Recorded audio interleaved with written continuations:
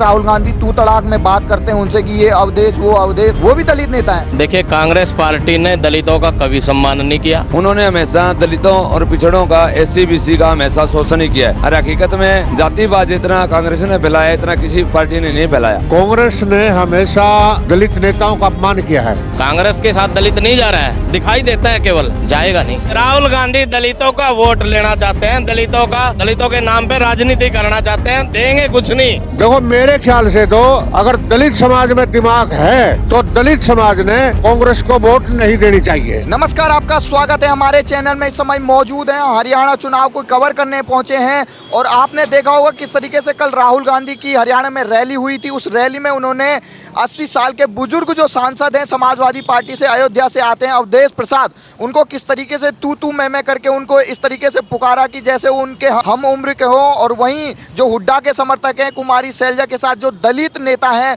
उनका अपमान हुआ। तो लगातार जो दलितों का अपमान कांग्रेस के बड़े बड़े नेताओं द्वारा किया जा रहा है। अब उसकी शुरुआत कांग्रेस के बड़े नेता राहुल गांधी से ही हो रही है। तो जनता से पूछते हैं, क्या नाम क्या सर आपका? रोहतास जी। अब रोहतास जी, ये बताइए, एक दलित नेता हैं उत्तर प्रदेश के अवधेश प्रसाद, उनका अपमान करते हुए मंच से राहुल गांधी तू तड़ाक में बात करते हैं उनसे कि ये अवधेश वो भी दलित नेता है। और यहाँ कुमारी शैलजा दलित नेता, उनका भी अपमान होता है। तो इस पे क्या कहेंगे आप? देखिए, कांग्रेस पार्टी ने दलितों का कभी सम्मान नहीं किया, ना आज कर रही है, ना पहले कभी किया।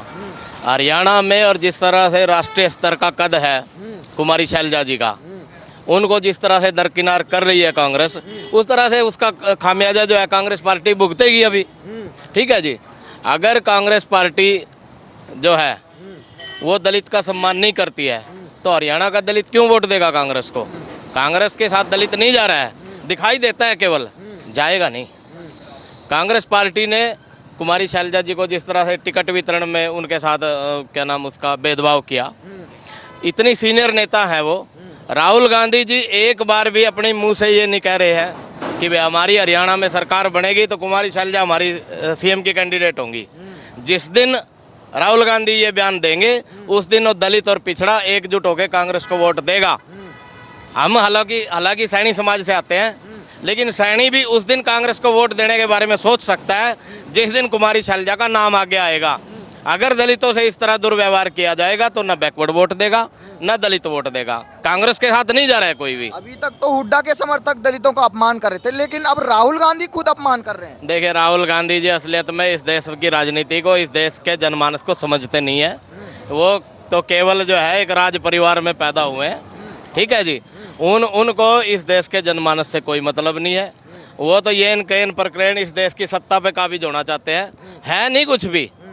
और मैं आपको बताऊं, राहुल गांधी कभी इस देश के प्रधानमंत्री नहीं बन सकते। इस देश के ग्राउंड को, इस देश के राजनीतिक ग्राउंड को राहुल गांधी समझते ही नहीं। राहुल गांधी दूसरे देश में जाके हमारे देश के बारे में गलत बयानी करते हैं, इस देश के खिलाफ। आरक्षण भी खत्म कर देंगे। आरक्षण राहुल गांधी को मालूम ही नहीं आरक्षण क्या है। बाबा साहब ने आरक्षण की व्यवस्था कराई, राहुल गांधी को तो यही मालूम नहीं आरक्षण क्या है, आरक्षण का ग्राउंड क्या है। आरक्षण असलियत में बाबा साहब ने इसलिए दिया जो इस देश के अंदर सामाजिक, आर्थिक, राजनीतिक और शैक्षणिक तौर पर पिछड़े हुए हैं, उन लोगों को मुख्य धारा में लाने के लिए एक प्रयास है ताकि उनको भी मौका मिलना चाहिए। वो आरक्षण राहुल गांधी तो समझते ही नहीं उसको। लेकिन राहुल गांधी लगातार दलितों का बात करते हैं। राहुल गांधी दलितों का वोट लेना चाहते हैं, दलितों के नाम पे राजनीति करना चाहते हैं, देंगे कुछ नहीं। जब देने का नाम आएगा तो फिर एक ही बिरादरी को देते हैं हरियाणा में, और नहीं किसी को कुछ भी देते। तो दलितों से क्या अपील करेंगे, क्योंकि 5 तारीख को वोट हो जाएगा आपके हरियाणा में? देखिए, दलितों से हम तो यही अपील करते हैं, दलित हो, पिछड़ा हो, आदिवासी हो, अल्पसंख्यक हो, इस देश में जो इस देश के लिए लड़ रहा है, पूरी दुनिया में लड़ रहा है, पूरी दुनिया में जिसने इस देश का मान बढ़ाया है, पूरी दुनिया में जो इस देश के 140 करोड़ लोगों का मान बढ़ा रहा है, उसके साथ चले। जिनके पास बचा कुछ नहीं, उनके पास आम जनता क्या करेगी, दलित क्या करेगा उसके पास। ठीक। आपका नाम क्या सर? करण सिंह है जी। अब ये बताइए सर, किस तरीके से एक 80 साल के बुजुर्ग हैं, उनको ऐसे तरीके से पुकार रहे हैं जैसे उनके भाई हों, उनका दोस्त हो, और वो जबकि दलित नेता हैं, और उन्हीं का इस तरीके से अपमान हो रहा है। देखिए जी, वो इस स्टेज के नेता है कि उन्हें ये भी नहीं पता कि हमारी भारतीय संस्कृति क्या है। उन्हें ये भी नहीं पता कि स्टेज पे कब किसको किस करना चाहिए, क्या रिश्ते नाते होते हैं, उनको कुछ नहीं पता। वो मतलब एक किस्म का, जब जिस स्टेज पे उनको लोग ले जाना चाहते हैं उस स्टेज पे जाने के लायक नहीं है। उन्हें ये नहीं पता कि किसका मतलब सम्मान करना चाहिए, क्या भारत का कल्चर है, क्या गांव का कल्चर है, उन्हें किसी को नहीं पता। उन्होंने हमेशा दलितों और पिछड़ों का, SC BC का हमेशा शोषण ही किया है। और हकीकत में जातिवाद जितना कांग्रेस ने फैलाया इतना किसी पार्टी ने नहीं फैलाया। उन्होंने हमेशा शोषण किया है। और यही बात है कि आज हरियाणा में ले लो आप, एक राष्ट्रीय सत्र की नेता जो दलित समाज से आती है और बहुत ही दलित समाज उसको मानता है, बहन मानता है, आज उसका अपमान देखिए आप कहाँ तो 50 सीट किसको दे रहे हैं, उसको 10 सीट दे रहे हैं कि आप 10 सीट दीजिए, तो अपमान तो वही हो गया ना। फिर वो 10 सीट भी है उसको नहीं पूरी देने देते हैं। उसके बाद जहाँ स्टेज पे बुलाते हैं उसको ज़बरदस्ती हाथ पकड़वा देते हैं उसका। कहाँ उन्होंने माफ़ी मांगी? तरह तरह की वीडियो आ रही है उनके खिलाफ, गंदी गंदी गालियाँ बकी जा रही है उनके खिलाफ। बहन बेटी सभी की एक होती है, चाहे वो किसी भी समाज की हो। अब उनके नेता जो हैं अपने आप को बड़े बड़े नेता कहलाने वाले कहते हैं कि लेडीजें तो है ना सुर्खी बिंदी लगा के क्या मतलब नेता बनेगी। हाँ, तो उनको पूछने वाला है तुम्हारे घर में भी तो वहाँ बहन है, खुल प्रियंका भी तो सुर्खी बिंदी लगाती है। जब वो एक मतलब इस स्टेज से गिर जाते हैं कि उनको ये भी नहीं बोलने का पता, तो हमारी माँ बहनों का काम सम्मान करेंगे वो।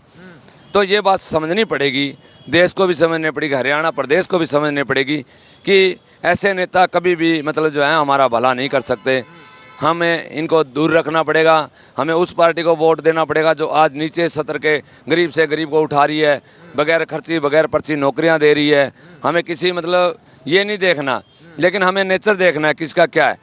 आज मिर्जपुर कांड हुए, बहुत से ऐसे कांड है जो दलितों के कांड हुए थे, तो कांग्रेस के राज में हुए थे वो। तो ये देखना है। अब अगर वही मतलब शासन आपको वापस लाना है, आप खाने हैं, आपको गोलियां खानी है, आपको गालियां खानी है, तो भाई आपका मर्जी है, आप उन्हें वोट दीजिए। नहीं तो आपके पास सबसे बढ़िया ऑप्शन है कि आप नवाब सैनी जी आ रहे हैं और ऊपर से सेंटर में मोदी जी आ रहे हैं जो विश्व के लोकप्रिय नेता है। आज विश्व के सबसे बड़े लोकप्रिय नेता। अमेरिका भी ये सोचता है कि हमारे से हाथ मिला ले तो यार हमारी भी फोटो लग जाएगी। तो ऐसे लोगों को वोट देना चाहिए, ऐसी पार्टी को वोट देना चाहिए। मेरा तो यही मेरे SC BC भाइयों से निवेदन है, सभी से निवेदन है, पूरे हरियाणा से। कोई जाति पाति की बात नहीं है। जो पढ़े लिखे लोग हैं किसी भी जाति से, वो ये देखते हैं विकास कहाँ होगा। विकास यहाँ नहीं होगा कि आप किसी को गालियाँ बक रहे हो। आज वो भूखे बैठे हैं कि हमारी सरकार आ जाए तो हम लोगों को खा जाएंगे, वो कर देंगे। पलवल में गोली मार दी एक BJP के कार्यकर्ता को। देखो ये काम तो है हंसी में। आज देख लीजिए उन्होंने वो क्या कोई BJP के नेता का प्रोग्राम करवा लिया, उसका सिर फोड़ दिया। तो भाई ऐसे ही होता है। हमें भी बहुत बार लोग धमकी देते हैं कि भाई आप हमारे को सपोर्ट करो, नहीं तो आपको ठीक नहीं रहेगा। तो यार ऐसी ऐसी बातें करोगे तो आप देखो आपको वोट नहीं मिलेंगे। तो हमारे क्या मिल रही है आप लोग? हाँ, बिल्कुल मिलती है धमकियाँ कि आप लोग हमें सपोर्ट करो, कांग्रेस को सपोर्ट करो। तो हमारा तो यही निवेदन है पूरे मतलब जो है प्रदेश से, हरियाणा प्रदेश से, कि आपको एक सुनहरी मौका मिला है। एक अच्छे जो है मुख्यमंत्री आ रहे हैं, एक अच्छी सरकार ऊपर आ रही है। आप सभी मिलकर जो है एक अच्छी पार्टी को वोट करें, देशभक्त पार्टी को वोट करें।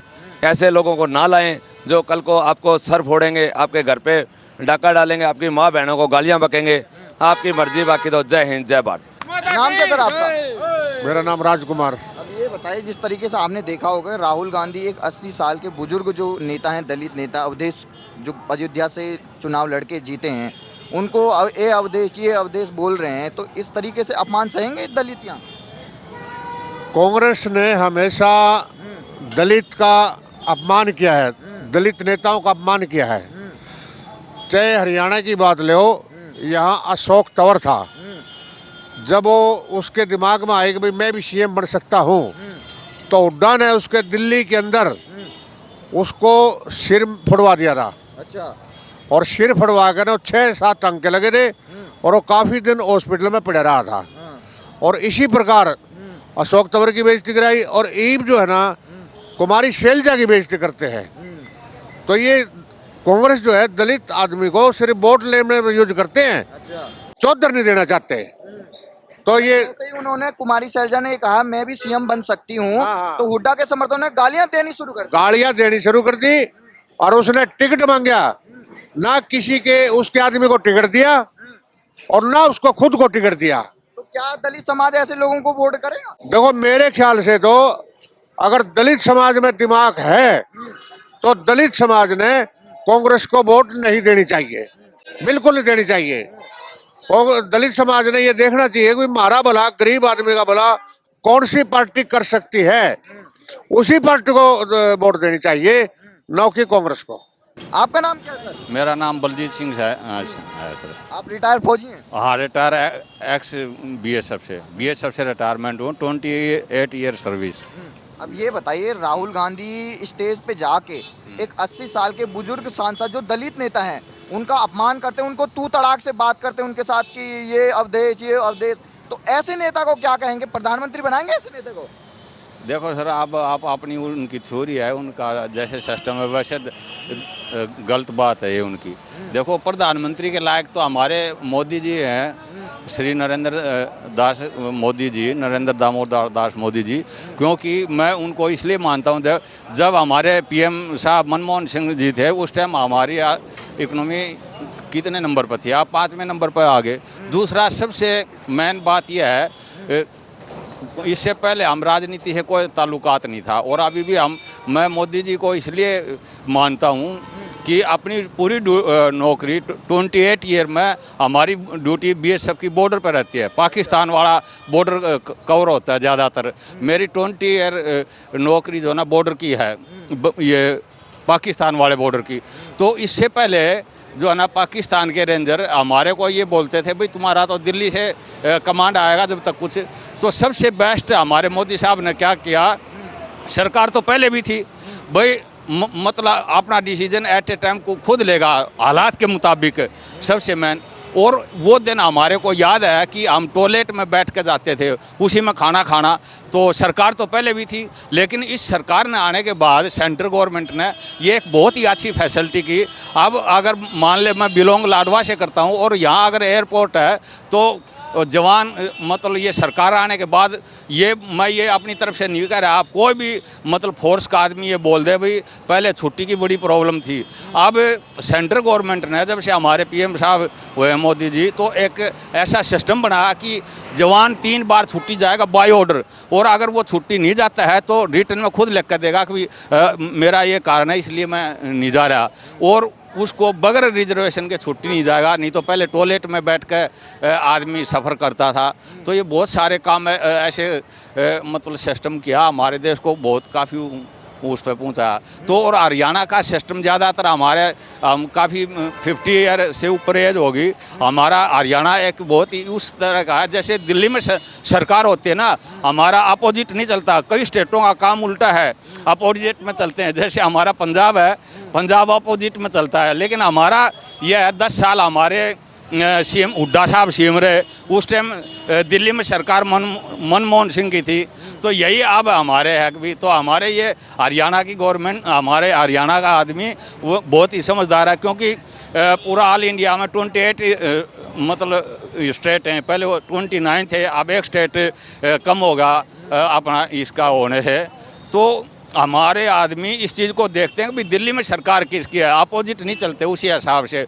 और फिर काम सेंटर ने तो बहुत, देखो जब हमारे माननीय श्री अंबेडकर जी ने जो संविधान बनाया उसमें 370 धारा का ये आधार नहीं था, वो परमानेंट नहीं थी। उसमें ये था कि भी उसको हम चेंज कर सकते थे, लेकिन पहले वाली सरकारों ने किसी ने नहीं किया। तो उस टाइम हम जो थे जब वहाँ जाते थे तो पत्थरबाजी होती थी। अच्छा, तो कश्मीर में थी। अब कोई भी फौजी ये बोल दे कि भाई जो प्रेजेंट में ड्यूटी करे, हम तो रिटायर हो गए, कि भाई आप पत्थरबाजी नहीं। तो पहले क्या था, फिर धीरे धीरे अब वहाँ का बंदा भी जागरूक हो गया। अब तकरीबन वहाँ भी उग्रवाद ना के बराबर है, ख़त्म ही हो गया, क्योंकि वहाँ बंदे बड़े जागरूक हो गए। जैसे पहले बंदे उनको ये समझा आ गया अभी जो बड़े बड़े लीडर हैं उनका किसी का बच्चा अमेरिका यूके में पढ़ता है और यहाँ पत्थरबाजी। तो अब धीरे धीरे तो देश अब जागरूक हो गया। और हमारी तो एक यही अपील है कि प्रजातंत्र में हम ये कहते हैं कि प्रजातंत्र, हमारा देश प्रजातंत्र है। वर्ल्ड में हमारा देश एक ऐसा है जिसकी को वोटिंग का अधिकार है, और हर बंदे ने वोट ज़रूर करनी चाहिए। क्योंकि वोट एक प्रेसिडेंट की, राष्ट्रपति की भी उतनी वैल्यू है और एक जो रोड पर काम करता है मजदूर की भी। इसलिए अपनी वोट का सही प्रयोग करें और ये देखें अभी कौन आदमी देश को राहुल गांधी तो ये कह रहे हैं फौज को मोदी जी ने बर्बाद कर दिया पूरे तरीके से। ये कुछ नहीं। अच्छा, फिर उसके बाद आ जाओ ये 4 ईयर की। देखो क्या है, जब मतलब हमारा देश अब इस क्या बोलते हैं अपनी जनसंख्या में वर्ल्ड को क्रॉस कर गया, चाइना को भी पीछे छोड़ दिया, तो भाई बेरोजगारी मतलब देश में एक मुद्दा है। लेकिन उसका कारण ये भी है कि जब से देश ने तरक्की करी है, कंप्यूटराइज सिस्टम हुआ, जहाँ 100 आदमी काम करते थे वहाँ 10 आदमी हो गया है, तो भाई हर आदमी अब ये चाहता है नौकरी। तो नौकरी ये सरकारी नौकरी सबको थोड़ी मिलेगी भाई, अपना और भी सिस्टम देखो। फिर ये जो अपना ये जो है 4 साल का जो अग्निवीर का किया है, ये नहीं है कि भी गवर्नमेंट की वो है, इसमें अपने CDS वगैरह जो होते हैं उनकी मीटिंग होती है, वो प्रपोजल देते हैं। तो ये उस टाइम प्रपोजल चला था जब हमारे स्वर्गीय प्रधानमंत्री अटल बिहारी वाजपेयी जी थे। उस टाइम जब कारगिल युद्ध हुआ तो उस टाइम ये डिसीजन लिया गया कि भाई फौज यंग होनी चाहिए। तो यंग इसके लिए ये अब देखो कोई भी चीज़, एक मेहंदी जब लगाते हैं तो वो सूखने के बाद रंग लाती है। तो इसका ये नहीं है कि जैसे आप बच्चे बोल रहे हैं कि ये ख़राब है, तो इसमें गवर्नमेंट और भी इसको आप करने जा रही है। 4 साल वाले को 25% की बजाय अब 70% का प्रपोजल है। देखो अब होगा कि नहीं, लेकिन उसमें यह भी 25% उसमें परमानेंट होगा। और अगर जैसे इसको परमानेंट कर देते हैं तो वो 25 साल तक बंदे उसी में हो जाएंगे और बेरोजगारी होगी, तो इससे कुछ बेरोजगारी के ऊपर भी होगा। और फिर इसको सभी उसमें जो है वो दिया है कि सिस्टम। बताइए, आप LOC बॉर्डर पे रहते थे, पहले जब पाकिस्तान गोली मारता था कांग्रेस के राज में, तो यहाँ पर लोग हमारा इस आर्मी को कहा जाता था कि आर्मी तो पीछे रहती है। मैं BSF में हूँ, BSF वाला तो बॉर्डर पर रहता है। उधर जो ना हमारा सबसे जो पाकिस्तान का बॉर्डर है वो BSF के अंडर में आता है। जो और जो है अपना ITBP का के अंदर दूसरा शासन में क्या ऑर्डर आते थे? यही होता था, वो सामने से ये बोलते थे भाई आपका तो डिसीजन दिल्ली से आएगा, जब तक तो कुछ भी होगा। लेकिन अब हमारे मोदी साहब जी आने के बाद उसने ये बोला भी अपना डिसीजन खुद लेगा बंदा भी, एट ए टाइम जिस टाइम जो भी हालात होगा अपने टाइम मौके का जो भी कमांडर होगा। ये नहीं है कि हाई लेवल का भी जाए, मान ले हमारा भी जो फौज में सीनियर कमांडर होता है, ये भी नहीं, जो मौके में कमांडर होगा उस टाइम एज ए जो उस टाइम के हिसाब से गोली का जवाब गोले से दिया जाएगा। हाँ, मतलब इसका ये हुआ। तो फिर ये 4 साल की जो स्कीम है, फिर हमारे इसमें जैसे हमारे ये बच्चे बहुत से ये बोलते हैं भाई नौकरी, तो इसका ये हमारी जो पैरामिलिट्री में है सभी को न कोटा कर दिया कि भाई आने वाले टाइम में इससे। और हमारे यहाँ माननीय CM साहब, सैनी साहब ने तो ये पहले डिक्लेयर कर दिया कि भाई हम हरियाणा में नौकरी देंगे। जैसे फॉरेस्ट विभाग में रेंजर हर एक उसमें तो उसको बच्चे को नौकरी मिलेगी। तो उसका भी अग्निवीर आएगा उसको सरकारी नौकरी दी, सरकारी नौकरी है। उसमें जो है ना पैरामिलिट्री तकरीबन BSF ने कर दिया, CISF सभी ने इसको ये कर दिया कि भाई नौकरी का वो होगा। और हमारी गवर्नमेंट तो इस चीज़ का पूरा वो दे रही है कि भाई। और पूछो, और आपके क्या सवाल? कोई भी और नहीं है। अपील क्या करेंगे जो फौज की तैयारी कर रहे हैं बच्चे, उनसे क्या अपील करेंगे इस चुनाव को लेकर? भाई अब ये तो देखो बच्चों ने, लेकिन अपना ये देखना है ना। अब जैसे ये कई बोलते हैं भाई इससे ये सिस्टम ख़राब है, तो भाई उसको जैसे एक जब गवर्नमेंट है उसको भाई पैरामिलिट्री में, और ये गवर्नमेंट इसलिए कर रही है, एक जवान को ट्रेनिंग में बहुत ज़्यादा खर्चा आता है, तो वो दोनों तरफ से फायदा होगा। जैसे हमारी पुलिस में लिया जाएगा तो जो पुलिस में आता है जो, और पैरामिलिट्री में तंदुरुस्त हो जाएगा। नहीं, जो पैरामिलिट्री में भी जैसे आएगा तो उसको ट्रेनिंग करने की ज़रूरत नहीं है, तो वो गवर्नमेंट को भी फायदा, दोनों को फायदा होगा भाई। वो मतलब आते उसको, और उसको जो है ना एज में भी छूट मिलेगी, हर एक चीज़ में उसको फैसिलिटी दी जाएगी। उसका न कोई फिजिकल होगा, न वो मतलब जो सिविल लड़का है उसकी तरह नहीं होगा उसका फिजिकल। अगर और पुलिस में भी होगा तो देखो ये नहीं है बेल्ट कोई भी है, लेकिन पुलिस और फोर्स में थोड़ा अंतर होता है। जब वो फौज से आएगा तो उसका एक्सपीरियंस वो होगा और शरीर से सब कुछ सिस्टम वो होगा भी। तो ये इसका